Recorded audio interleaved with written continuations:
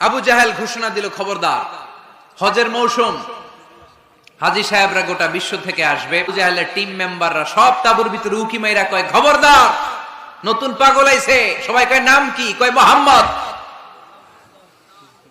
নতুন পাগল এসেছে, নাম মোহাম্মদ।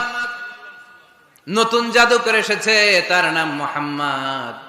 খবরদার, তার কাছে যেও না, তার কথা শোনো না।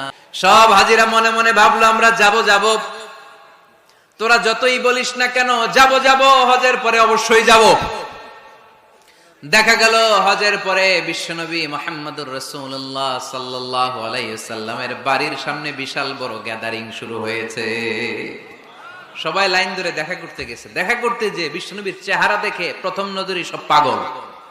চাঁদের চেয়ে সুন্দর তুমি, নবী আমার কমলিওয়ালা। সুবহানাল্লাহ পড়েন।